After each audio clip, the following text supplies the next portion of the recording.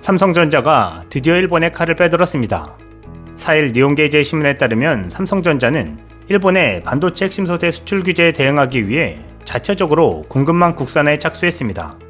매체는 삼성전자와 투자 대상 기업이 한국거래소에 제출한 사업 보고서를 분석해 작년 7월 이후 1년 새 한국 상장사 8곳과 상장기업의 자회사 1곳 등 9개 회사에 2,760여억 원을 출자했다고 전했습니다.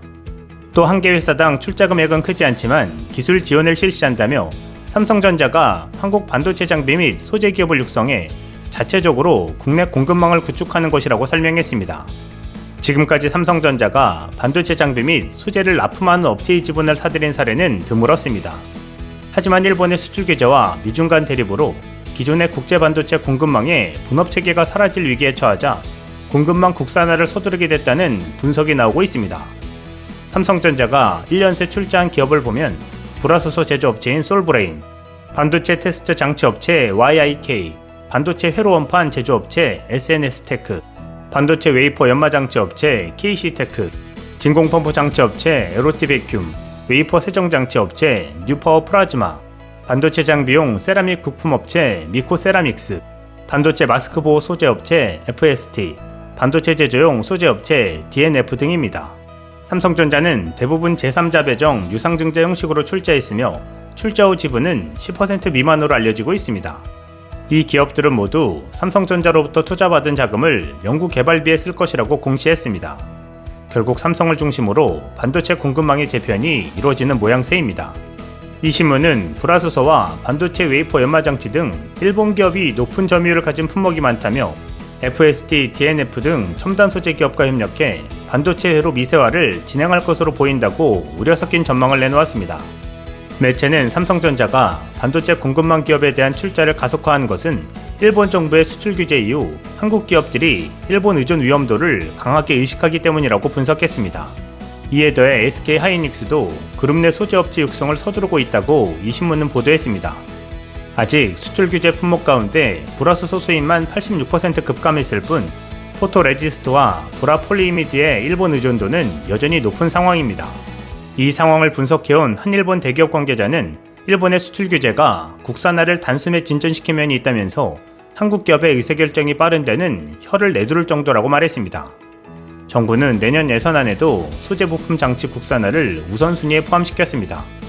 내년 산업 육성 예산은 올해보다 9% 늘어난 1조 6,845억 원입니다. 삼성전자가 공급망 국산화를 서두르는 이유 중에는 일본 외에도 미중 무역전쟁으로 인한 미국 납품업체의 장비나 소재를 중국의 반도체 메모리 공장에서 사용하지 못할 가능성 때문입니다. 전문가들은 공급망 국산화에 긴 시간이 필요하다고 입을 모읍니다.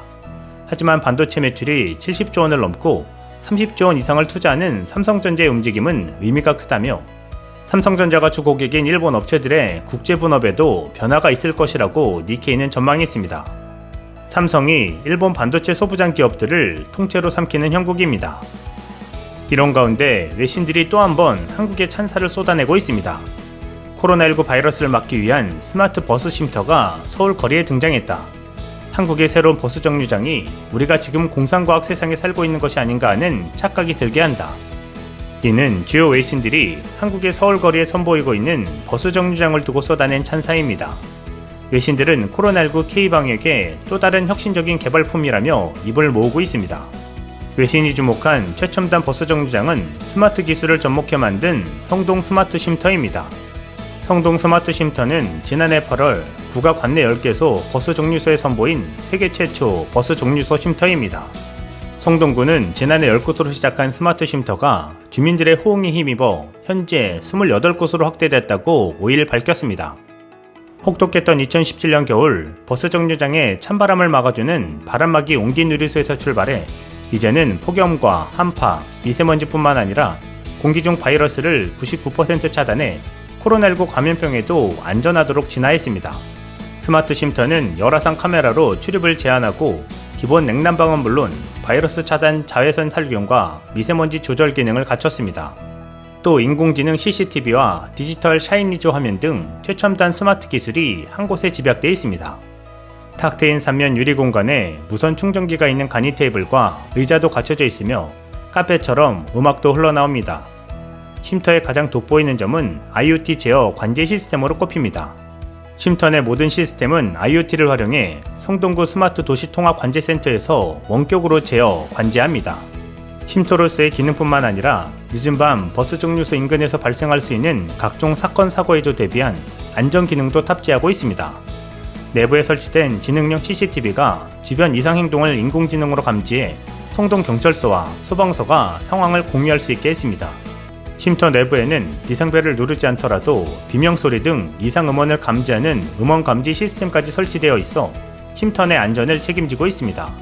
즉, 내부에 들어온 모든 출입사항은 물론 시스템 작동부터 관리까지 센터에서 조정하는 것입니다. 어떠한 상황 발생 시에도 24시간 통합 관제가 가능해진 셈입니다. 실제 지난 1월에는 대낮에 벌어진 보이스피싱 사건 용의자를 검거하는 데 결정적 역할을 하기도 했습니다. 1200만원이 담긴 쇼핑백을 들고 기다리던 피해자와 용의자의 만남부터 도주한 용의자의 행적까지 선명한 CCTV로 추적해 용의자를 검거할 수 있었습니다. 2월에는 심야에 벌어진 편의점 강도 사건으로 도주 경로를 확보해 1시간 만에 범인을 잡을 수 있었고, 4월에는 자살 의심자를 발견해 경찰서와 소방서가 연계해 소중한 생명을 구하기도 했습니다. 성동통합운영센터가 설치된 이후 현재까지 1000건 이상의 범죄인 검거와 사전 예방 실적을 낸 것으로 알려지고 있습니다. 이미 미국의 AP, CNN, 뉴스위크 및 영국의 로이터, 가디언, 프랑스의 파리스 매치, 스페인의 엘 컨피덴셜 등 외신 12곳의 관심을 한몸에 받고 있습니다. 외신들은 성동 스마트 쉼터를 하나같이 코로나19 시대 K방역의 또 다른 혁신적인 개발품의 등장이라며 지켜 세웠습니다. 기사를 접한 해외 네티즌들 역시 한국은 2050년을 살아가는군. 한국은 사람들이 필요한 것 한참 이상을 더해주는 나라다. 왜 다른 나라들은 이렇게 똑똑하지 못한 걸까?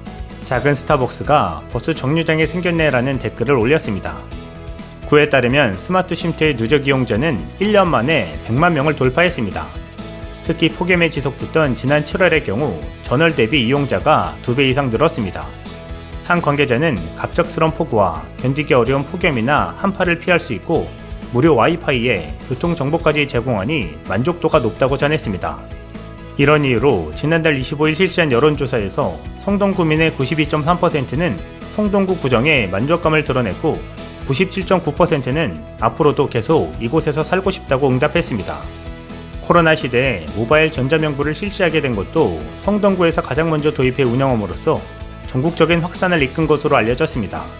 스마트 쉼터는 행정안전부가 주관하는 2021년 주민생활혁신 우수 사례에 선정되기도 했습니다. 또한 지난 5월에는 국토교통부가 스마트시티 기술을 통해 우리의 생활을 편리하게 하는 데 선도적인 역할을 하는 등대 도시로 꼽기도 했습니다. 글로벌 한국의 위상이 또 한 번 세계 속에서 빛나고 있습니다. 이상 시온TV였습니다.